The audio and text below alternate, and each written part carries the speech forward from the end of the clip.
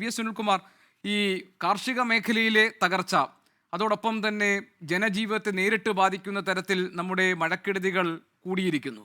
ഇപ്പോൾ സാധാരണ നിലയിൽ നമുക്ക് പറയാം വലിയ മഴയാണ്, പ്രശ്നമാണ്, പുറത്തെങ്കിൽ വീട്ടിലിരിക്കാമെന്ന് പറഞ്ഞാൽ വീട്ടിലേക്ക് വലിയ മരങ്ങൾ വീണ് വീടുകൾ നശിക്കുന്ന സാഹചര്യമുണ്ട്. അതിപ്പോൾ കോട്ടയത്ത് കഴിഞ്ഞ 2 ദിവസത്തിനിടയിൽ ഏതാണ്ട് 172 വീടുകൾ, ഞാനൊരു ഉദാഹരണമായിട്ട് പറഞ്ഞാൽ വീടുകളാണ് ഈ ഭാഗികമായും പൂർണ്ണമായും ഒക്കെ നശിച്ചിട്ടുള്ളത്. അപ്പോൾ വലിയ കണക്കാണ് ഇതിലൂടെ പുറത്തു വരുന്നത്. നാട്ടുകാർ ആവശ്യപ്പെടുന്നത് ഞങ്ങൾക്ക് ഒരു അടിയന്തര ധനസഹായവും അതിനുശേഷം ഈ ദുരിതാശ്വാസത്തിൻ്റെ ഭാഗമായിട്ടുള്ള സഹായവും ഒക്കെ കിട്ടാൻ എന്ത് ചെയ്യണം, അല്ലെങ്കിൽ ആ തുക കൂട്ടണമെന്നൊക്കെയുള്ള ആവശ്യമാണ്. കഴിഞ്ഞ വർഷം നൽകേണ്ട തുക പോലും ഇപ്പോഴും നൽകിയിട്ടില്ല എന്ന് പരാതിപ്പെടുന്നവരുണ്ട്. എങ്ങനെയാണ് ഒരു സാധാരണ മനുഷ്യൻ അല്ലെങ്കിൽ ഒരു കുടുംബം ഇതുപോലുള്ള പ്രതിസന്ധികളിൽ സർക്കാരിൻ്റെ സഹായത്തിന് അർഹരാകുന്നത്? അവരെങ്ങനെയാണ് സർക്കാരിനെ സമീപിക്കേണ്ടത്? എന്തുകൊണ്ടാണ് ഇതിൽ വലിയ കാലതാമസം ഉണ്ടാകുന്നത്? ശ്രീ വി.എസ്. സുനിൽകുമാർ. സാധാരണ നിലയിൽ ഇത്തരം ഡിസാസ്റ്റർ ഉണ്ടായിക്കഴിഞ്ഞാൽ ഈ ഇത്തരത്തിലുള്ള ദുരന്ത ബാധിതരായിട്ടുള്ള ആളുകളെ അടിയന്തരമായി അവർക്ക് വേണ്ട ഒരു പുനരധിവാസ പ്രവർത്തനം, അതായത് ഇപ്പോൾ വീട് വെള്ളം കയറി താമസയോഗ്യമല്ലാതായി മാറുക, അല്ലെങ്കിൽ വീട് തകർന്നു പോവുക, ഗുരുതരമായ രീതിയിലുള്ള വെള്ളപ്പൊക്ക ഭീഷണി നേരിട്ടുകൊണ്ടിരിക്കുന്ന സന്ദർഭങ്ങളിൽ അത്തരം ആളുകളെ മാറ്റി പാർപ്പിക്കുകയും അവർക്ക് ആവശ്യമായിട്ടുള്ള സർവ്വ തരത്തിലുള്ള സഹായങ്ങളും കൊടുക്കാനുള്ള സംവിധാനങ്ങൾ റവന്യൂ ഡിപ്പാർട്ട്മെൻറ്റും തദ്ദേശ സ്ഥാപനങ്ങളുടെയും ഒക്കെ നേതൃത്വത്തിൽ നൽകാനുള്ള ഒരു സംവിധാനം കേരളത്തിൽ വളരെ സുശക്തമാണ്. അതോടൊപ്പം കൃഷിനാശം സംഭവിച്ചിരിക്കുന്ന ആളുകളെ സംബന്ധിച്ചിടത്തോളമാണ് ഏറ്റവും ദുരിതപൂർണമായ സംഗതി ഇപ്പോഴും നിലനിൽക്കുന്നത്. കാരണം നമ്മുടെ രാജ്യത്ത് നിലനിൽക്കുന്ന ഡിസാസ്റ്റർ നിയമപ്രകാരം കേന്ദ്ര ഗവൺമെൻറ് ആണ് ഡിസാസ്റ്റർ വന്നു കഴിഞ്ഞാൽ അതിനുവേണ്ട സാമ്പത്തിക സഹായങ്ങൾ നൽകുന്നതിന് ഉത്തരവാദിത്തപ്പെട്ട ഒരു നിയമപ്രകാരം ഉത്തരവാദിത്തപ്പെട്ടിരിക്കുന്നത് കേന്ദ്ര സർക്കാരാണ് നേരിട്ട്. അത് സംസ്ഥാന സർക്കാർ വഴിയാണ് ചെയ്യുന്നത്. ആ നിയമപ്രകാരമുള്ള ഏറ്റവും വലിയ പ്രശ്നം എന്ന് പറയുന്നത്, ഇപ്പോൾ ഒരു കൃഷിക്കാരനെ സംബന്ധിച്ചിടത്തോളം അയാൾ നേരിടുന്ന ഒരു പ്രശ്നം അയാൾ വിള നശിക്കുക എന്നുള്ളതാണ്. വിള നശിച്ചു കഴിഞ്ഞാൽ അയാൾക്ക് ന്യായമായ നഷ്ടപരിഹാരം കൊടുക്കാൻ ഗവൺമെൻറ്റുകൾ ബാധ്യസ്ഥമാണ്. പക്ഷേ നമ്മുടെ രാജ്യത്ത് നിലനിൽക്കുന്ന ഒരു ഉദാഹരണം പറഞ്ഞു കഴിഞ്ഞാൽ, ഒരു കൊലച്ച വാഴ നശിച്ചു കഴിഞ്ഞാൽ കേന്ദ്രം നിശ്ചയിച്ചിരിക്കുന്ന തുക 5 രൂപ 20 പൈസയാണ്. ഒരു തെങ്ങ് നശിച്ചാൽ കൊടുക്കുന്ന തുക 100 രൂപയാണ്.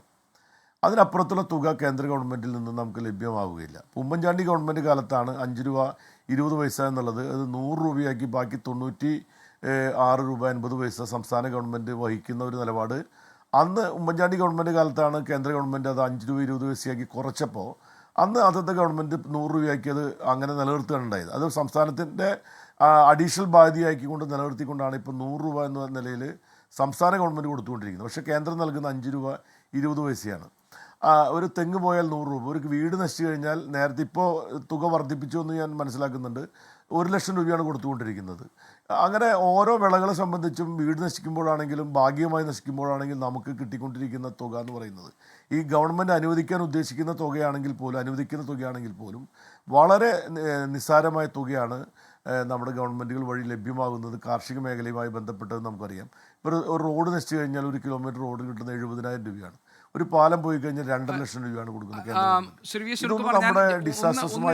അതായത് ഇപ്പോൾ ഞാൻ ഈ revised list of items and norms of assistance from state disaster response fund and national disaster response fund NDRF, ഇത് രണ്ടിൻ്റെയും ഒരു കണക്ക് നോക്കുമ്പോൾ പൂർണ്ണമായി തകർന്ന വീടുകൾക്ക് ഇപ്പോൾ നൽകുന്നത്, അതായത് പൂർണ്ണമായി തകർന്ന നല്ല നിലയിലുള്ള ഒരു വീടാണെങ്കിൽ 1,20,000 രൂപയാണ്. ഇപ്പോൾ 2.5 ലക്ഷം രൂപ. ഇല്ല 1,20,000 രൂപയാണ്. ആക്കിയിട്ടുണ്ടോ? ഇത് 2020 ആണോ? അതെ, 1,20,000 മാത്രമല്ല പാർഷ്യലി ഡാമേജിനാണെങ്കിൽ 65,000 രൂപ. അപ്പോൾ ഇത് ഒരു സഫീഷ്യന്റ് എമൗണ്ട് അല്ല എന്നതാണ് നാട്ടുകാരുടെ ഒരു പ്രധാന പരാതി. മാത്രമല്ല ഇത് കിട്ടുന്നുമില്ല, പലർക്കും കിട്ടുന്നില്ല, പലർക്കും കാലതാമസം ഉണ്ടാകുന്നു. ശരിയല്ലേ?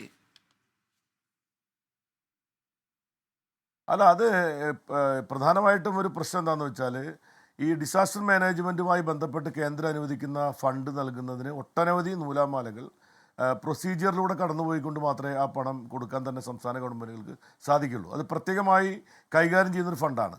ആ കൈകാര്യം ചെയ്യുന്ന ഫണ്ട് സംസ്ഥാന ഗവൺമെൻറ്റിൻ്റെ ഇഷ്ടപ്രകാരം അത് കൈകാര്യം ചെയ്യാൻ ഒരിക്കലും കേന്ദ്ര ഗവൺമെൻറ് അനുവാദം കൊടുക്കാറില്ല. അതിന് കൃത്യമായ റിപ്പോർട്ടുകളും ആ റിപ്പോർട്ടിനെ അടിസ്ഥാനപ്പെടുത്തിക്കൊണ്ടുള്ള നിരവധിയായിട്ടുള്ള പ്രൊസീജിയർ കൈകാര്യം കഴിഞ്ഞതിന് ശേഷം മാത്രമേ അവർക്ക് ആ ഫണ്ട് കൊടുക്കാൻ കഴിയുള്ളൂ.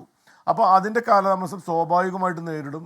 ഉദ്യോഗസ്ഥ തലത്തിലുണ്ടാകുന്ന കാലതാമസം തുടങ്ങിയിട്ടുള്ള ഒട്ടനവധി കാലതാമസങ്ങൾ വരുന്നത് കൊണ്ട് പലപ്പോഴും ഈ ദുരന്തബാധിതരായിരിക്കുന്ന ആളുകളെ സംബന്ധിച്ചിടത്തോളം അവർക്ക് ലഭ്യമാകുന്ന തുച്ഛമായ തുക പോലും കൃത്യസമയത്ത് കിട്ടാതെ പോകുന്ന സാഹചര്യങ്ങൾ പലപ്പോഴും ഉണ്ടായിട്ടുണ്ട്. അത് ഏത് ഗവൺമെൻറ് കാലത്തും അത് ഏറെയും കുറഞ്ഞുണ്ടായിട്ടുള്ള സത്യമാണ്. അപ്പോൾ ഏതെങ്കിലും ഒരു ഗവൺമെൻറ്റിനെ മാത്രം കുറ്റം പറയാനോ ഒരു ഗവൺമെൻറ് ഏറ്റവും മികച്ചവല്ലെന്ന് പറയാൻ വേണ്ടി പറയുന്ന കാര്യമല്ല, ഒരു വസ്തുതയാണ്. എൻ്റെ അനുഭവത്തിലൂടെ എനിക്ക് മനസ്സിലായിട്ട കാര്യമാണ്.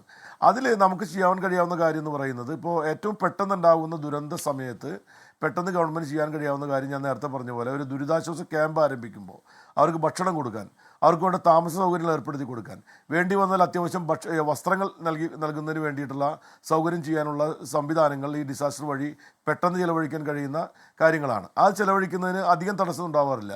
പക്ഷേ ബാക്കി കാര്യങ്ങളെ സംബന്ധിച്ച് വരുന്ന കാര്യങ്ങൾ, ഇപ്പോൾ വീട് വീണതാണെങ്കിൽ ആ വീട് വീണതുമായി ബന്ധപ്പെട്ട റിപ്പോർട്ടുകൾ, അതുമായി ബന്ധപ്പെട്ട കാലാവസ്ഥ റിപ്പോർട്ടുകൾ ഉൾപ്പെടെയുള്ള എല്ലാ കാര്യങ്ങളും വെച്ചുകൊണ്ടുള്ള അതിൻ്റെ അസസ്മെൻറ്റ് റിപ്പോർട്ടൊക്കെ കൊടുത്തതിന് ശേഷം മാത്രമേ സാധാരണ നിലയിൽ ആ ഫണ്ട് നമുക്ക് അലോട്ട്മെൻ്റ് ആയിട്ട് വരുന്നുള്ളൂ എന്നുള്ളതാണ് ഈ കാലതാമസം നേരിടേണ്ടി വരുന്നതിനുണ്ടാകുന്ന പ്രശ്നം. അവിടെയാണ് പലപ്പോഴും സംസ്ഥാന ഗവൺമെൻറ് ചെയ്യുന്ന ഒരു കാര്യം, പ്രധാനപ്പെട്ട ദുരന്തങ്ങൾ ഉണ്ടാകുന്ന ഘട്ടങ്ങളിൽ നമ്മൾ ജനങ്ങളിൽ നിന്നും പണം പിരിക്കുന്നതും അല്ലെങ്കിൽ ജനങ്ങളിൽ നിന്നും പലപ്പോഴും സഹായങ്ങൾ നേടേണ്ടി വരുന്നതും ചെയ്യേണ്ടി വരുന്നത് കേന്ദ്രം നൽകുന്ന പൈസ തുച്ഛമായതുകൊണ്ടാണ്. അപ്പോൾ മുഖ്യമന്ത്രിയുടെ ദുരിതാശ്വാസ നിധിയിൽ നിന്നും വളരെ അതിൻ്റെ കൃത്യമായ മാനദണ്ഡം അനുസരിച്ച് അർഹതപ്പെട്ട ആളുകൾക്ക് താമസം കൂടാതെ പണം എത്തിക്കുക, മറ്റ് സഹായങ്ങൾ നൽകുക എന്നുള്ളതാണ് കരണീയമായ മാർഗം. ഞാൻ മനസ്സിലാക്കുന്നത് 2016 മുതൽ 2021 വരെയുള്ള ഗവൺമെൻറ് കാലത്താണ് ഒരുപക്ഷെ ഏറ്റവും കൂടുതൽ ദുരിതങ്ങൾ ഉണ്ടായിട്ടുള്ള കാര്യങ്ങൾ. 2016 ഡ്രോട്ട്, 2017 ഓക്കി, അതിനുശേഷം 2018 പിന്നെ മഹാപ്രളയം, 2019 പ്രളയം, 2020 കോവിഡ് മഹാമാരി ഉൾപ്പെടെയുള്ള ഒട്ടനവധി ഡിസാസ്റ്ററുകൾ, നാഷണൽ ഡിസാസ്റ്റർ അടക്കമുള്ള കാര്യങ്ങൾ ഉണ്ടായ സന്ദർഭങ്ങളിൽ അതിൽ മന്ത്രിസഭയിൽ അംഗമായിരുന്ന ആളെന്ന നിലയിൽ ആ സന്ദർഭങ്ങളിലെല്ലാം തന്നെ ഇപ്പോൾ ഈ ഗവൺമെൻറ് വന്നപ്പോഴാണെങ്കിലും ഗവൺമെൻറ് എന്ന നിലയിൽ ആത്മാർത്ഥമായ നിലയിൽ പരിശ്രമിച്ച ഘട്ടങ്ങളിലൊക്കെ തന്നെ ജനങ്ങൾക്ക് അധികം താമസം കൂടാതെ പണം എത്തിക്കാനും സഹായം നൽകാനും ഗവൺമെൻറ് പരിശ്രമിച്ചു വരുന്നുണ്ട്. പക്ഷേ നമുക്ക് ഒരുപാട് പരിമിതികളുണ്ട്. ഇതിന് വേണ്ട ഒരു കാര്യം ഈ കേന്ദ്ര നിയമത്തിൽ വരുത്തേണ്ട മാറ്റമാണ്. കാരണം കേന്ദ്ര ഡിസാസ്റ്റർ നിയമപ്രകാരമാണ് ദുരിതാശ്വാസവുമായി ബന്ധപ്പെട്ട പണം അനുവദിക്കുന്നതിന് പ്രത്യേക ഫണ്ടിലൂടെയാണ്. അവർ നൽകുന്ന മാനദണ്ഡം എന്ന് പറയുന്നത് വടക്കേ ഇന്ത്യയിലെ അല്ലെങ്കിൽ അവിടെയുള്ള കുടിലുകൾ നശിച്ചു പോകുമ്പോൾ അവർക്ക് കുടിൽ കെട്ടാൻ വേണ്ടി കാശ് കൊടുക്കുന്നത് പോലെയുള്ള മാനദണ്ഡങ്ങളും, അതുപോലെ കൃഷി നശിക്കുമ്പോൾ അവർ ചെയ്യുന്ന കാര്യങ്ങളൊക്കെ തന്നെ യാതൊരു മനുഷ്യത്വവും ഇല്ലാത്ത ഒരു കണക്കാണ് അവർ വെച്ചിരിക്കുന്നത്. അപ്പോൾ നമുക്കറിയാം, ഒരു കൃഷി നശിച്ചു കഴിഞ്ഞാൽ ഉണ്ടാകുന്ന കൃഷിക്കാരനെ സംബന്ധിച്ചിടത്തോളം അവന് തിരിച്ച് കൃഷി ചെയ്യാൻ ആവശ്യമായിട്ടുള്ള പണമെങ്കിലും കൊടുക്കണ്ടേ. അങ്ങനെ ഒരിക്കലും ലഭ്യമാകാറില്ല എന്നുള്ളതാണ് പ്രശ്നം. ഒരു ഹെക്ടർ നെൽകൃഷി നശിച്ചാൽ 13,500 രൂപയാണ് കേന്ദ്ര ഗവൺമെൻറ്റിന് അനുവദിച്ചു കൊടുക്കുന്നത്.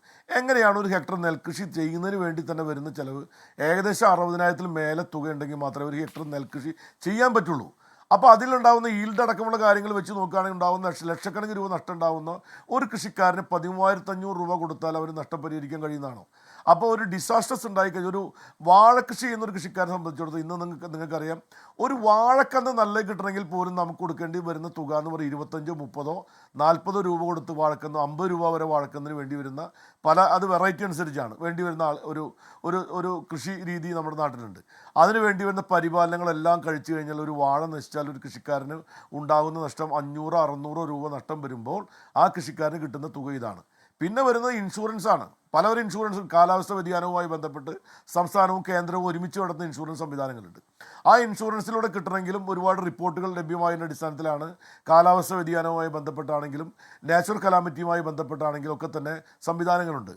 സംസ്ഥാന ഗവൺമെൻറ് ഇപ്പോൾ കൃഷി ഡിപ്പാർട്ട്മെൻറ്റ്, ഞാൻ മന്ത്രിയായിരിക്കുന്ന സമയത്താണ് 100 രൂപ ഉണ്ടായ നഷ്ടപരിഹാരം പിന്നെ വാഴയ്ക്ക് 350 രൂപയായിട്ട് വർദ്ധിപ്പിച്ചത് ആ കാലഘട്ടത്തിൽ. അപ്പോൾ സംസ്ഥാന ഗവൺമെൻറ്റിൻ്റെ ഇൻഷുറൻസും കേന്ദ്ര ഗവൺമെൻറ് ഇൻഷുറൻസും ഒരുപോലെ വാങ്ങിക്കാൻ കഴിയുന്ന ഒരു ഉത്തരവ് കേരളത്തിൽ നിലവിലുണ്ട്. അങ്ങനെയുള്ള പല സൗകര്യങ്ങളൊക്കെ ഉണ്ട്. കൃഷിക്കാരെ സംബന്ധിച്ചിടത്തോളം അവർക്ക് നഷ്ടം കർഷകരുടെ പ്രശ്നം താങ്കൾ പറഞ്ഞതുപോലെ നിലനിൽക്കുന്നുണ്ട്. മാത്രമല്ല ഈ സാധാരണ ആൾക്കാരുണ്ടല്ലോ, ഇപ്പോൾ നഗരപ്രദേശത്താണെങ്കിൽ താഴ്ന്ന പ്രദേശങ്ങളിൽ കഴിയുന്ന ആളുകളുടെ വീടുകളിൽ വെള്ളം കയറി അതിലെ സാധന സാമഗ്രികൾ നശിക്കുന്നു, അവർക്ക് പുറത്തിറങ്ങാൻ പറ്റാത്ത സാഹചര്യം, പുറത്ത് വാഹനങ്ങളുണ്ടെങ്കിൽ അത് നശിക്കുന്നു, എവിടെയും പോകാൻ പറ്റുന്നില്ല. മാത്രമല്ല ഈ വീടുകൾ ഭാഗികമായി തകർന്ന അല്ലെങ്കിൽ പൂർണ്ണമായി തകർന്ന ആളുകൾ അവർ എന്ത് ചെയ്യണമെന്നറിയില്ല. കടൽക്ഷോഭം സംബന്ധിച്ച കാര്യങ്ങളിൽ കടൽ ഭിത്തി നിർമ്മാണം അടക്കമുള്ള കാര്യങ്ങൾ വേണമെന്നാവശ്യപ്പെട്ടുകൊണ്ട് കടലിലിറങ്ങിയ സമരം ചെയ്തൊരു ജനത എറണാകുളത്തിൻ്റെ തീരപ്രദേശങ്ങളിലുണ്ട്. അവരുടെ ദുരിതം, അവരെ മാറ്റിപ്പാർപ്പിക്കുന്ന അടക്കമുള്ള പ്രശ്നങ്ങൾ നേരിടുന്ന പ്രതിസന്ധി, ഇങ്ങനെ തുടങ്ങി ഈ അരികിൽ കഴിയുന്നവർ അല്ലെങ്കിൽ നഗരത്തിൽ നിന്ന് വിട്ടുനിൽക്കുന്നവർ നേരിടുന്ന പ്രശ്നങ്ങൾ അനേകം വേറെയുണ്ട്.